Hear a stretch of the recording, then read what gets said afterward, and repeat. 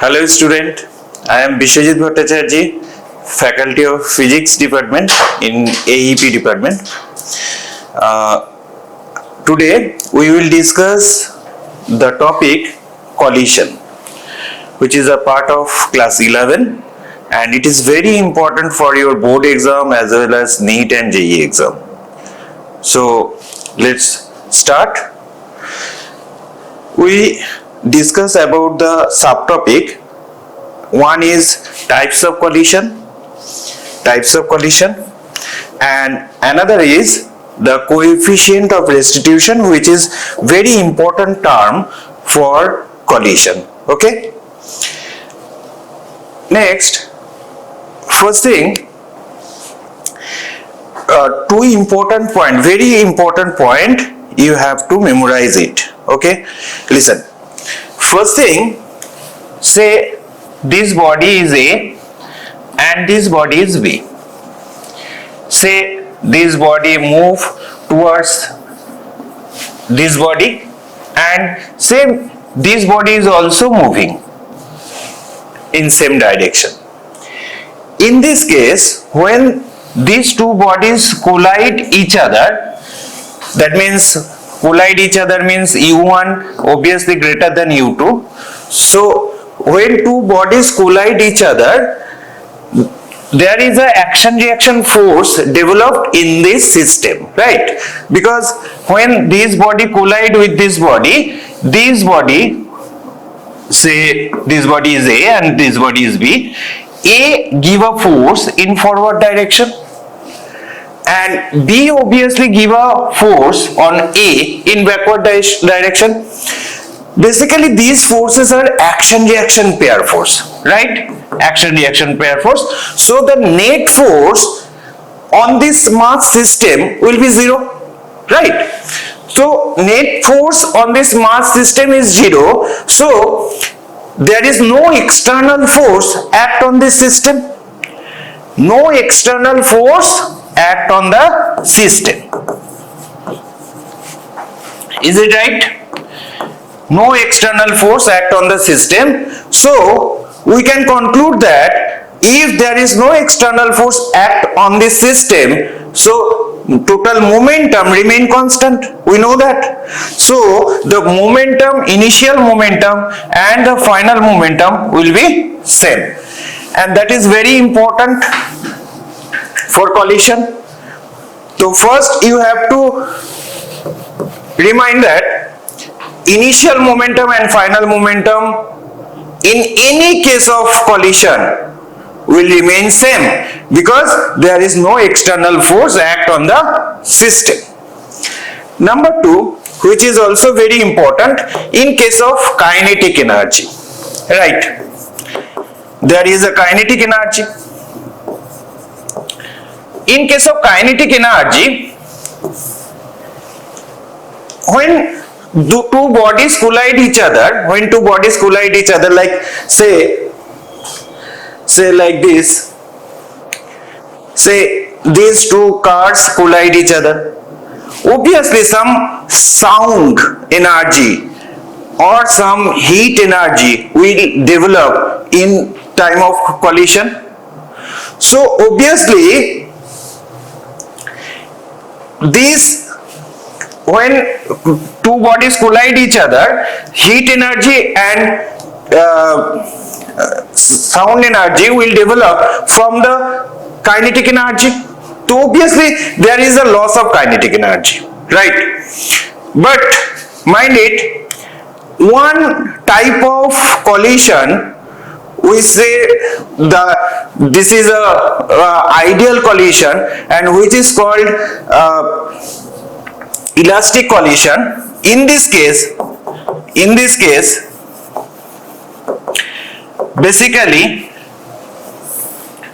we can assume that there is no loss of kinetic energy, but practically it is not possible because kinetic energy obviously losses due to the collision, because some heat energy, some sound energy will produce at that time, right?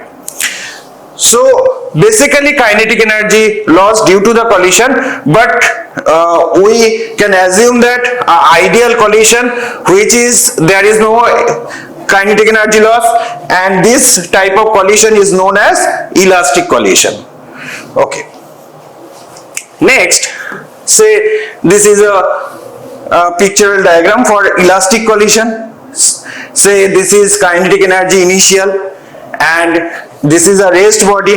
It is before collision, and after collision this will move in this direction, this will move in this direction, but this kinetic energy and this kinetic energy, summation of these two, obviously same as initial kinetic energy, because this is a elastic collision.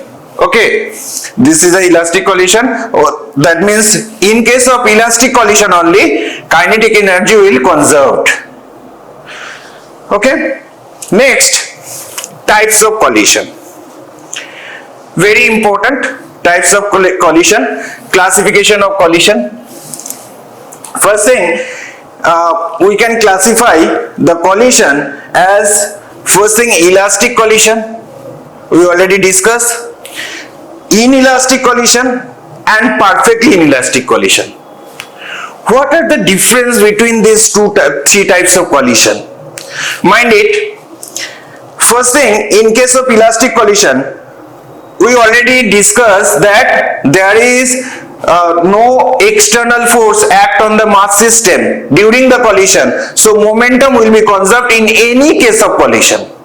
Like first, momentum will be conserved, momentum will be conserved, momentum will be conserved. That means any type of collision, momentum will be conserved because there is no external force act on the mass system. Next, in case of kinetic energy, in case of elastic kinetic energy, elastic collision, no loss of kinetic energy. There is a loss of kinetic energy in case of inelastic collision, but in case of perfectly inelastic collision, mind it, perfectly inelastic collision, maximum loss of kinetic energy. Maximum loss of kinetic energy happen in case of perfectly inelastic collision. Clear? Say, in this diagram, this is diagram for perfectly inelastic collision. Say these two bodies collide each other at the time of collision. After collision, see, the two bodies are stick together. It is very important point for perfectly inelastic collision, because we know that in case of perfectly inelastic and case of inelastic, there is a loss of kinetic energy. Then what is the difference between these two type of collision? First thing, maximum loss of kinetic energy in case of perfectly inelastic collision, and another one is after collision their bodies are stick together. Okay, the bodies are stick together. Very important point. The bodies are stick together in case of perfectly inelastic collision. But in case of inelastic collision, you see, the bodies remain separated, right?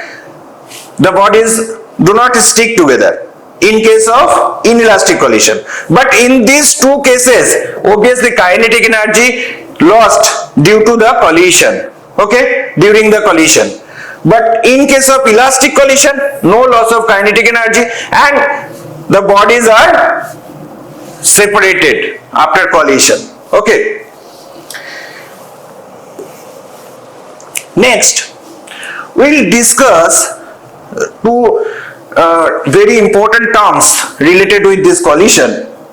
First thing, what is velocity of approach? What is velocity of approach?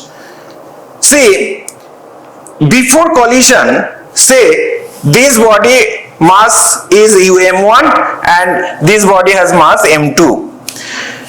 u1 is the velocity of mass m1 and u2 is the velocity of mass m2. Say before collision, u1 is greater than u2 and they are moved in a same line. So when u1 is greater than u2, obviously after some time interval it will the bodies will collide each other, right? So this is the initial separation between the two bodies. If say u1 is 10 meter per second, u1 is 10 meter per second and u2 is 8 meter per second. That means we can conclude that this separation will reduces 2 meter per second. That means after 1 second this separation will reduce 2 meter, right? That means velocity of approach is the relative velocity before collision.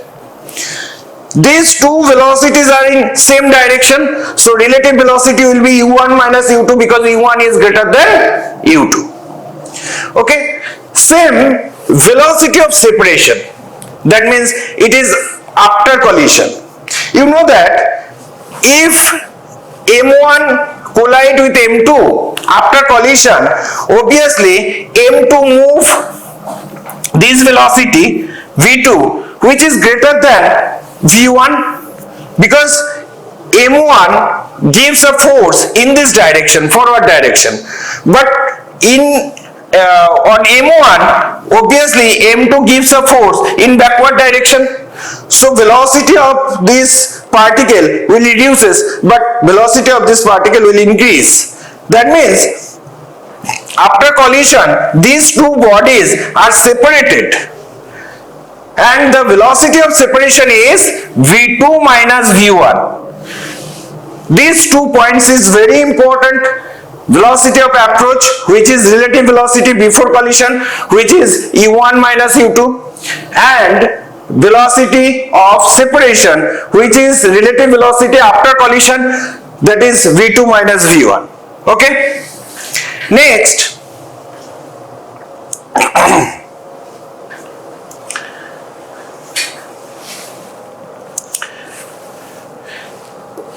next we will discuss the term coefficient of restitution,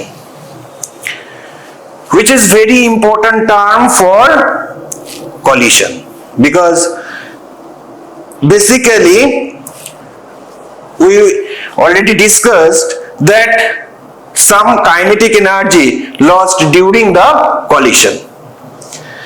So this is defined as coefficient of restitution defined as velocity of separation by velocity of approach. And we know that velocity of separation after collision velocities are v1, v2. So relative velocity will be v2 minus v1. So v2 minus v1 divided by u1 minus u2 is called the coefficient of restitution, which is very important. And the significance of this coefficient of restitution, this term signify that the greater the value of coefficient of restitution signify the lesser loss of kinetic energy. That means when say value of E is 0.8 for a collision. For a collision, say one collision, number one collision, there is a value of E is 0.8. And when value of E is 0.5 for second collision, then in which type of collision kinetic energy loss of kinetic energy is greater? Obviously loss of kinetic energy is greater in second case because the value of E is lesser, right? That means when value of E decreases, that means loss of kinetic energy increases during the collision, which is very important, mind it. Then say that in which type of collision E is maximum? When we classify the types of collision, write this. in case of elastic collision, we already discussed that there is no loss of kinetic energy. That means whenever kinetic energy remains same, no loss of kinetic energy, that means value of E, that means coefficient of restitution, will be maximum. So in this case, write down, in this case, for elastic collision, the value of E, coefficient of restitution, is 1. That is the maximum value. In inelastic collision,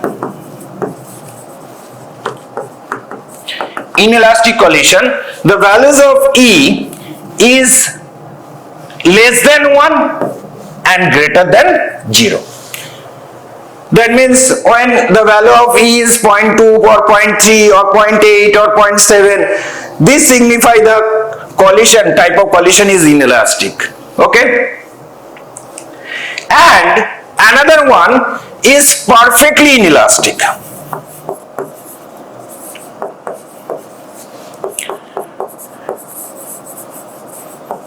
Perfectly inelastic. In this case, the value of E obviously minimum, and that value is 0, because the maximum kinetic energy lost during the collision in case of perfectly inelastic. You know that. So the value of E is minimum in this case and 0. And there is another significance, right? Like E equals to V2 minus V1 divided by U1 minus U2. See, in this case, if E is equals to 0, perfectly inelastic collision, E is equals to 0, then V2 minus V1 will be 0. That means V2 equals to V1. What is the meaning of V2 equals to V1? That means after collision, we already discussed, in case of perfectly inelastic collision, if these two bodies are stick together, so the value of E will be 0, because V2 and V1 are same. Clear? So we can distinguish between these three types of collision with the value of E. E is maximum in case of elastic collision, that is 1. E is moderate between 0 to 1 in case of inelastic collision, and the value of E is equals to 0 in case of perfectly inelastic collision, because in this case the maximum energy lost due to the collision as well as after collision the bodies are stick together, so V1 is equals to V2. Okay, next, after collision, what is the velocity? What will be the velocity of the two bodies? In this diagram,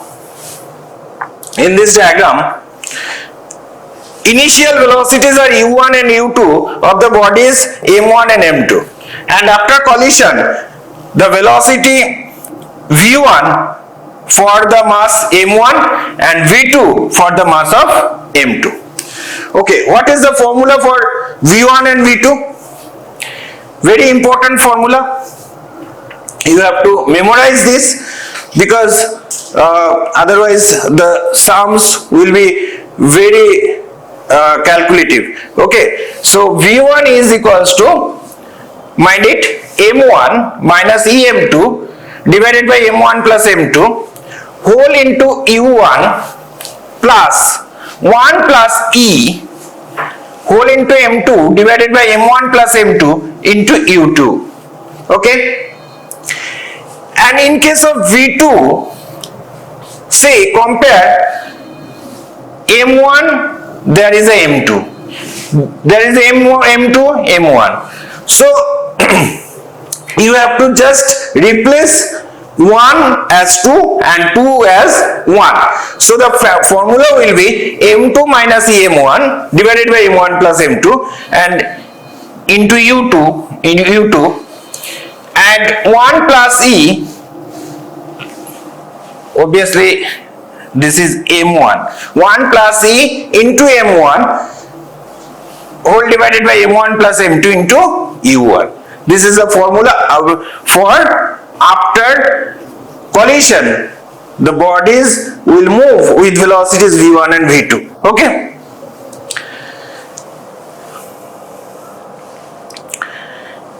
In this case, one point is very important for elastic collision.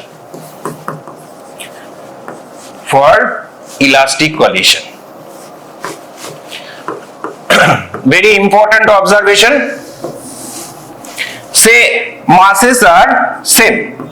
That means two bodies are same mass, and after collision the velocities will be, say v1, the formula is m1 minus em2 by m1 plus m2 whole into u1 plus 1 plus e whole into m2 by m1 plus m2 whole into u2. If we put, in case of elastic collision, E is equals to 1 and m1 equals to m2 equals to m.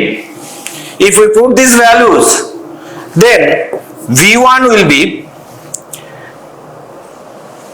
m1 is equals to m2 and E equals to 1. This value will be 0. And in this case, that is 2m2 by 2m2 into u2. u2 is say u2. That means v1 is equals to u2. Similarly, if we find v2, then it will be u1. Then what is the significance of this? See, if a body of mass m move in this direction 20 meter per second, say this body is A, and another body which is B, and move in this direction with velocity 10 meter per second, then what will happen after collision? Here we see that v1 is equals to u2 and v2 is equals to u1. That means after collision the velocities of A will be the initial velocity of B. That means this body will move 10 meter per second in this direction and body B will move the initial velocity with the initial velocity of A, that is 20 meter per second in this direction. That is very important observation. That means we can conclude that if the bodies have same mass and they collide elastically, mind it, only if these bodies collide elastically, then velocities will be interchanged. That means after collision the velocity of the second body is the velocity of initial velocity of first body. Okay, that is very important conclusion. Next,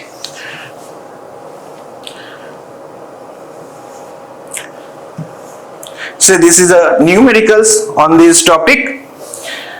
Two masses of 2 kg and 3 kg approach each other with velocity 20 meter per second and 10 meter per second. That means, say this is 2 kg mass will move in this direction with velocity 20 meter per second, and this mass has velocity 3 kg move in this direction with velocity 10 meter per second. Okay. Then find the velocity after collision. That means you have to find v1 and v2. First thing, here and v1 v2 in these two cases. Okay, so that means m1 is equals to 2 kg and u1 is 20 meter per second, and m2 is 3 kg, and u2 will be 10 meter per second, but in backward direction, that means minus 10 meter per second. Okay, minus 10 meter per second, and E is 1. So just put the values in the equation of V1 and V2, and you will get the result. Okay, clear? Next one, we will discuss this type of numericals. Basically, this is important for NEET and JEE also. Okay. According to the diagram, find the velocity of the ball after collision with the wall if E is equals to 0.5. See, there is mass is not given, right? But in case of equation of V1 and V2, obviously there is a value of M2, M1, M2. So you can't put the value in V1 and V2 equation. So see here, U1 is 4 meter per second and U2 is minus 2 meter per second. See, this body is a very lower mass, but this is a wall. Wall means collide with the heavier mass. Wall means like if we throw a ball on a moving bus or a moving truck, so obviously after collision this velocity remain unchanged. That is, the velocity of the wall will remain unchanged.